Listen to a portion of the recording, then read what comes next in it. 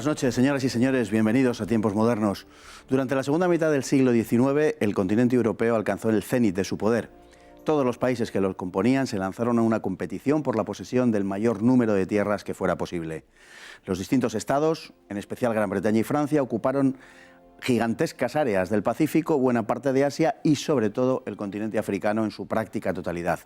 El reparto del continente negro estuvo muy relacionado con la fuerza de cada una de las potencias implicadas en la carrera por África y terminaría por ser una de las causas que haría saltar por los aires el orden internacional en 1914, cuando estallara la Primera Guerra Mundial. A pesar de que África es el continente más cercano a Europa, paradójicamente ha sido el más ignorado a lo largo de la historia. Hasta entrado el siglo XX no existían mapas fiables de su interior. El Sáhara, las enfermedades y las condiciones naturales habían constituido un freno decisivo a la penetración europea. Incluso cuando las potencias europeas extendieron su poder por América y Asia, África siguió quedando al margen. Pero eso terminó hacia 1870, cuando los principales poderes de una Europa en plena revolución industrial fijaron su mirada sobre África. Para entonces se había producido la emergencia de una poderosa Alemania, dirigida por un verdadero genio, Otto von Bismarck, quien reclamaría un lugar bajo el sol, es decir, participar en el reparto de África. Bismarck convocó en 1864 el Congreso de Berlín con el fin de ordenar la concurrencial explotación de África y reclamar colonias para sí. Desde el punto de vista del gobierno alemán, la conferencia fue un éxito que terminó de consagrarle como el árbitro de Europa. África se convirtió en un lugar en el que dirimir conflictos que de otro modo hubieran dado lugar a guerras, pero también en fuente de enfrentamientos una vez que Bismarck desapareció y el plan de reparto que auspició desató las ambiciones de unos y otros. Así sucedió con motivo de las crisis marroquíes que tensaron la atmósfera que desembocaría en la Primera Guerra Mundial. Dichas crisis fueron el resultado de las ambiciones francesas en el norte de África y de la determinación alemana de impedir la hegemonía de París allí. Francia deseaba extender su protectorado sobre Marruecos, para lo que contó con entregar a España una pequeña parte del mismo, de modo que no se pudiera decir que ella sola había ocupado todo Marruecos. La presión de París sobre el sultán se vio contrarrestada por las promesas alemanas de apoyo e incluso el Kaiser Guillermo II visitó Tánger. La tensión se disparó entre 1905 y 1906, en medio de insistentes rumores de guerra entre Francia y Alemania.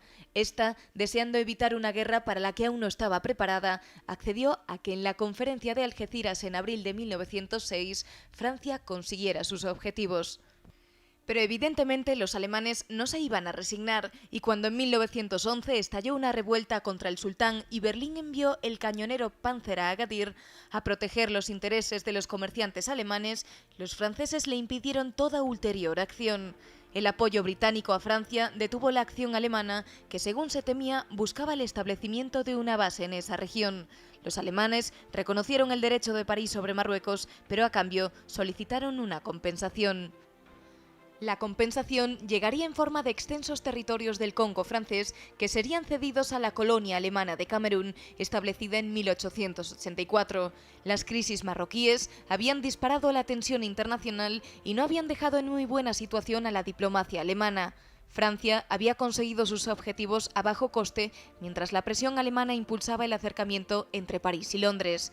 Además, cuando estallara la guerra, las colonias alemanas en África quedarían aisladas y, con la excepción del África Oriental, caerían en manos de los aliados con un relativamente escaso esfuerzo.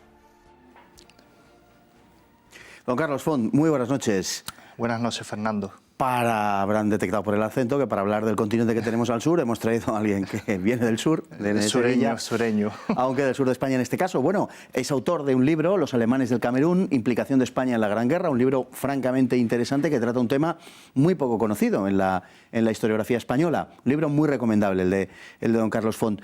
Bueno, hablábamos de que África, en definitiva, como introducción, pues es el continente desconocido, es el continente que tenemos más al lado, más cercano y, sin embargo, para prácticamente todas las cosas, pero sobre todo en sentido histórico, es el continente más desconocido. Conocemos mucho mejor continentes a lo largo de la historia, continentes mucho más lejanos que África, que lo tenemos ahí al lado. Sí, América, por ejemplo. Y sí, digamos que la geografía, en este caso, África, desde el punto de vista geográfico, prácticamente está enfrente de Europa. Es una cuestión que está bastante cercana, pero sin embargo, desde el punto de vista histórico, como tú apuntabas, pues los estudios incluso históricos han brillado por su ausencia, y ahora luego veremos en los siguientes minutos cómo incluso en el de inicio, desarrollo, incluso como causa de la Primera Guerra Mundial, en la cual estamos inmersos en plena conmemoración, tuvo un protagonismo muy grande el continente africano. Bueno, además sucede que coincide ese comienzo de la carrera por África con la irrupción de Alemania como potencia, y al frente de Alemania un hombre político genial como era Otto von Bismarck, que fue el que se encargó de dirigir todo aquello, aunque al principio no estaba demasiado interesado en África, pero se dio cuenta de que una parte de la potencia y del prestigio de la propia Alemania dependía de ese lugar bajo el sol, ¿no? En efecto, el canciller Otto von Bismarck unificó los estados alemanes, creó el Segundo Reich alemán, y eso supuso un verdadero cataclismo, digamos, desde el punto de vista de las relaciones internacionales de Europa. Lo que a él le interesaba básicamente era Europa y las relaciones de poder en Europa. Entonces él contemplaba cualquier expansión colonial fuera de Europa como una especie de desperdicio de esfuerzos, de energía. Al contrario, alentaba incluso indirectamente a sus rivales, como Francia e Inglaterra, a que se expandieran fuera de Europa para él concentrar el poder en Europa. Incluso hay una pequeña anécdota de un reportero que le preguntó al canciller Bismarck cuál era su mapa de África cuando se estaba repartiendo, y él señalaba el mapa de Europa. Dice, este es mi mapa de África. Claro. Pero sin embargo, como gran estadista que fue, él sufrió un viraje en esa política, digamos, renuente a una expansión colonial alemana, y a partir de 1883-84 aproximadamente, da un giro increíble en su política exterior, y se convierte ya no solo en el árbitro de Europa, sino también en el árbitro de África al promover la Conferencia de Berlín. Así es, así es. El problema fue cuando faltó Bismarck, ¿no? Bismarck era un genio de la política interior alemana y también de la política exterior. Hablamos de los sistemas bismarckianos para explicar toda esa época histórica, y sin embargo a ese genio diplomático de Bismarck parece que todo el genio diplomático alemán se concentró en Bismarck, porque en el resto de cuestiones los alemanes no son precisamente maestros de la diplomacia, sino todo lo contrario. Y de hecho la evolución posterior y el papel de Guillermo II fue un papel en ese sentido inequívoco. Fue cualquier cosa menos un buen diplomático. Bueno, Guillermo II lo primero que hizo fue despedir a Bismarck. Efectivamente. O sea, esa fue su primera política. De todas maneras, la conferencia de Berlín, que todos habremos oído alguna vez, es curioso, pero me gustaría destacar, si me permite, un pequeño error de apreciación que se comete frecuentemente, porque cuando éramos escolares siempre hemos estudiado ese mapa de África repartido en diferentes zonas de una manera casi geométrica, y a cada zona de África se le asignaba un color según la potencia que dominara ese territorio. Pues bien, hay que resaltar, enfatizar que cuando se celebró la conferencia de Berlín, ese mapa no estaba elaborado así. Quiero decir que la conferencia de Berlín no sirvió para repartir el continente africano, fue básicamente una confirmación de las áreas de influencia que tenían entonces las potencias europeas, que eran muy pocas. Básicamente estaban asentados en las costas de algunos litorales africanos, y lo que hizo el Congreso de Berlín fue, digamos, establecer una normativa, digamos, para que las potencias europeas no rozaran entre ellas, evitar fricciones, y que se apoyara y se potenciara las líneas de penetración en el interior del continente africano de una manera pacífica. Pero luego veremos que realmente no ocurrió así, al contrario, fue una fuente de conflictos. Bueno, la verdad es que no solo en cuanto a la generación del conflicto, Alemania era el que tensaba la cuerda, también estaba Francia, en concreto el gobierno del Cassé fue tremendo, fue un gobierno absolutamente germanófobo, podemos decir, que tampoco tuvo ningún problema en contribuir a la escalada. El problema de los alemanes era que si se producía un conflicto sabían que no podrían mantener las colonias ante el poderío naval de la Royal Navy, iba a ser imposible mantener las colonias de África, como en efecto sucedería en la Guerra Mundial. Lo curioso es que, por ejemplo, desde el punto de vista de la política alemana, ya hablamos de Guillermo II, vamos a pasar de época, él veía la cuestión colonial, la cuestión imperialista como una cuestión de prestigio. Claro. Es lo que se le acuñó en la época como la Weltpolitik, la política mundial. Para otros países la carrera colonial obviamente tenía un trasfondo económico, pero Guillermo II lo hacía como una política de prestigio, de tener una serie de colonias fuera que estuvieran bajo el dominio de Alemania, y de esa manera reforzara su imagen exterior ante sus rivales. De hecho, es un poco paradójico que Alemania, que fue la que auspició la conferencia de Berlín, luego, en resultados prácticos, fue la que menos territorio de las grandes potencias europeas dominó en África. Fueron 4 territorios muy espaciados unos respecto a los otros, y luego incluso, si me apura, desde el punto de vista económico tampoco fueron muy rentables. Es curioso, solamente un dato, que Alemania tenía un comercio mucho más productivo, le aportaba mucho más beneficio la ciudad de Tsingtao en China, que era una especie de Hong Kong alemán, entre comillas, que todas las 4 colonias africanas juntas. Bueno, yéndonos a España, hablando de España, el papel de España en esa época fue muy pobre, estábamos perdiendo los restos del imperio, mientras toda Europa, por el contrario, vivió una era de expansión. Sin embargo, España fue enganchada por Francia a la Conferencia de Algeciras de 1906 en una maniobra diplomática para hacer valer sus derechos de protectorado sobre Marruecos, en definitiva, ¿no? Nos dieron la parte más pobre y nos dieron la menor parte, como fue el Rif. Se convirtió en un problema para España. La parte más guerrera.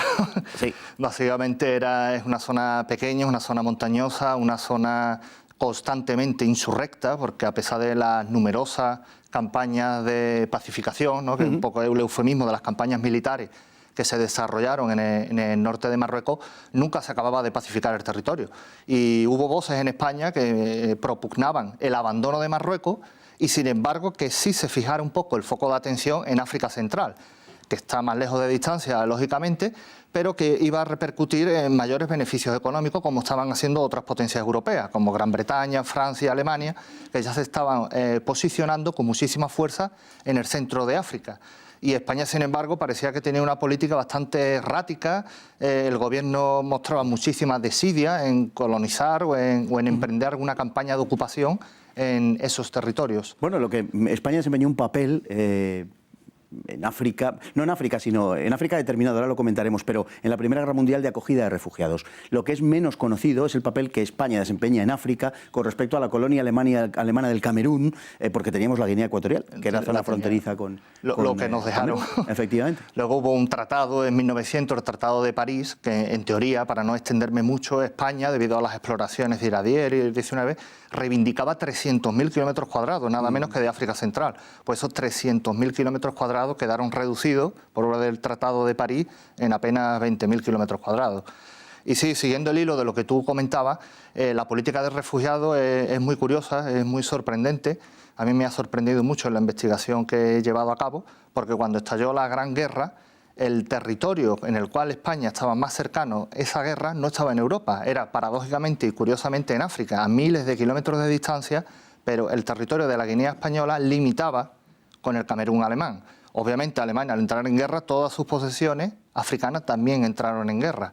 Entonces, digamos que era un frente directo de batalla. Entonces, las operaciones militares que ocurrieron en Camerún, lógicamente, gravitaban y tenían su consecuencia en el pequeño territorio de la Guinea Española. Bueno, y algún día tendremos que comentar un poco los pormenores de todo lo que fue la evacuación de los alemanes del Camerún a la península.